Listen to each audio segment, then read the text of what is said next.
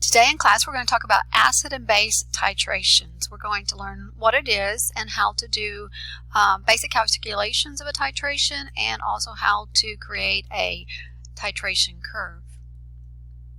So this is just a little joke for my music students. So you may have heard the term dropping the bass. So this is a little bit different play on that, dropping the bass. So we just have vocabulary, so I have uploaded the PowerPoints if you want to get the vocabulary. Some of you may have done a titration lab before, but it's where you don't know the concentration of one thing and you slowly add the a known concentration using a burette. And then we've been working with the salt, so salt shouldn't be a new vocabulary. It is a product of an acid-base reaction, so sometimes we get a neutral salt and sometimes we get a acidic salt, and sometimes we get a basic salt. And remember that the cation, the positive part, comes from the base, and the negative part, the anion, comes from the acid. So you can kind of remember that with A and A going together.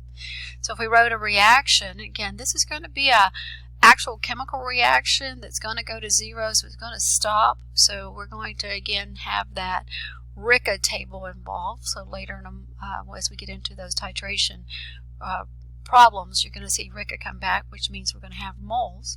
So we have potassium hydroxide reacting with hydrochloric acid, which is HCl.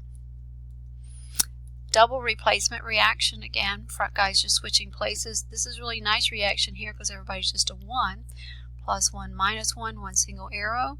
We're going to get potassium chloride, and you're going to get water, HOH. But I'd like you to water it as water. So it always makes some sort of salt when we have a real acid, a real base, especially a strong. So you're going to get a salt and, of course, water. This one's a neutral salt because that's a strong. And then that gets us to talking about the word equivalence point. Equivalence point is the point at which the moles of the acid and the moles of the base are equal. So equal moles doesn't necessarily mean have a pH of 7, because if you have equal moles of a strong acid and a weak base, you're going to actually get a solution that's acidic. If you have equal moles of a weak acid and a strong base, then you are going to get something that's basic. And if they're both strong, equal moles, of course the pH would be 7. Same with if both of them are weak, and that really kind of depends on their Ka values if they're weak. So weaks are a little bit harder to see. So some other terms. Midpoint. Midpoint's not going to play a big role for us today, but it will play a big role in our next lesson, which is next week. The point at which the volume is half the equivalence point. So if we know the equivalence point is maybe 50, the midpoint volume is going to be 25. So this will play a big role, especially when we deal with the weak and the strong. An indicator, you should have talked about indicators before. It's something that we put into a chemical acid-base reaction that changes color depending on if it's an acid or a base.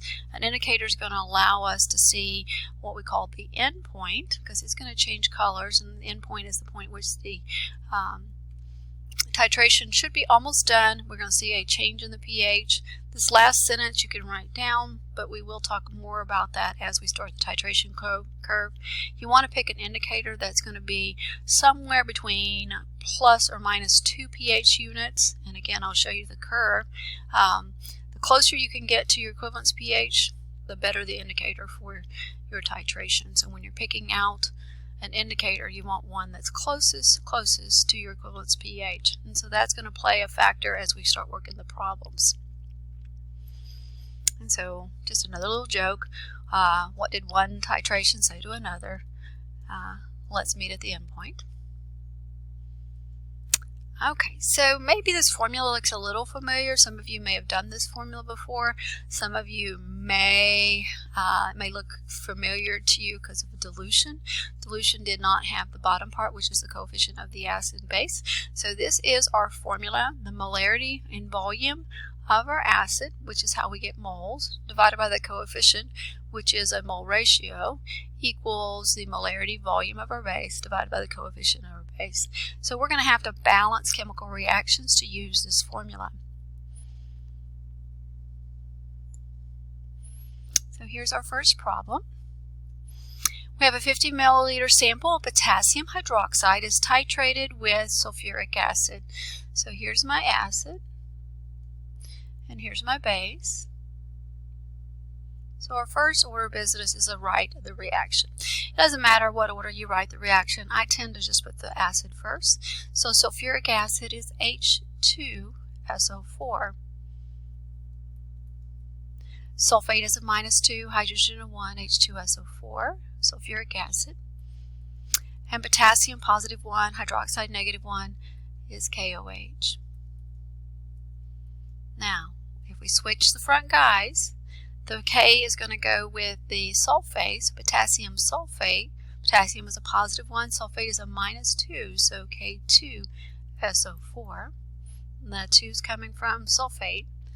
And then you get hydrogen going with hydroxide, and this is a 1-to-1 ratio. For every 1 hydrogen, there's 1 hydroxide, so we are making water. I will tell you, sometimes students have trouble balancing, so if you have trouble balancing, write it as HOH, and then think of it as hydrogen and hydroxide balancing. So if you have trouble, do that. That might make it easier. So we need to balance to get some coefficients. There are 2 potassiums here, so to get 2 potassiums, I will put a 2 there. Can you see that's going to give me 2 hydroxides, and there are already 2 hydrogens right there. So there's 2 hydrogens, and now I have 2 hydroxides, so I'm going to now need 2 waters, 2 HOHs, 2 hydrogens, and 2 hydroxides. So there's our balanced equation. So our formula is molarity of the acid times the volume of the acid divided by the coefficient of the acid equals the molarity of the base times the volume of the base divided by the coefficient of the base. So let's begin. We're just going to plug in. I'm going to use that line. Alright, acid. This one's our acid. That's sulfuric acid. Coefficient is a 1. We'll do coefficients first. I have to scroll back up there and get those numbers. And there's our base, because remember it's acid and base making the salt in the water. So my coefficient in front of my base is a 2. I'm having some board communication issues. Alrighty, so if we read up there, it says 50 milliliter sample of potassium hydroxide. So potassium hydroxide is our base, and that is our volume. So we would have 50 milliliters here. Again, on base side. The 1.6 molar is our acid, so I'm going to put that on the acid side. And it is sulfuric.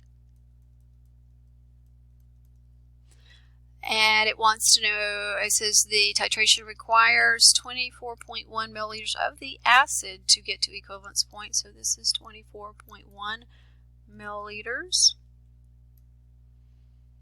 And what is the molarity of our base? So I don't know what molarity of my base is. My pen is writing really weird today. Alright, so you can solve it however you would like. I cross multiply, so you can cross multiply, or you could just do the math. It doesn't matter.